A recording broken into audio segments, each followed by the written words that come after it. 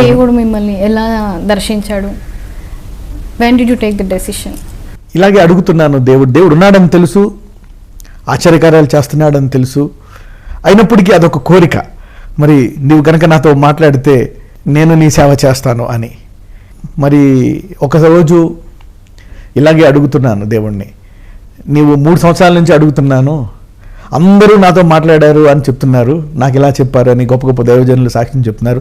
చాలామంది అయితే ఏకంగా నేను పరలోకానికి కూడా వెళ్ళొచ్చానని చెప్తున్నారు. మరి నాకు కూడా ఒక అనుభవం నువ్వు చూపించు అని నేను దేవుణ్ణి అడుగుతున్నప్పుడు ఆయన మరి నాకు కూడా ఒక అనుభవం ఆయన చూపించాడు.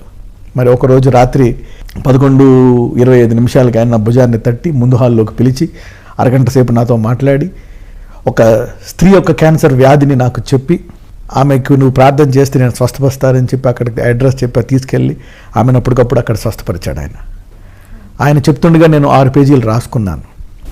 మరి అప్పుడు డిసైడ్ చేసుకున్నాను అనమాట. So you had a conversation with God. అవునమ్మా. మరి దేవునితో మరి నాకు ఈ అనుభవం ఉన్న తర్వాత ఇంకా అప్పుడు అనుకున్నాను అనమాట, ఇక చాలు ప్రభువా, నా ప్రార్థన ఆలకించావు, ఇక నేను నీ సేవ చేస్తాను. మన విశ్వాసం ఇంకా బలపడి మరి దేవుని కొరకు ఇంకా మనం గొప్ప తీర్మానం తీసుకోవడానికి అవకాశం ఉంటుంది అనమాట. అలాగా ఆ సాక్ష్యము నేను చాలాసార్లు టీవీల్లో, ఇంటర్నెట్లో అన్నట్లో చెప్పాను.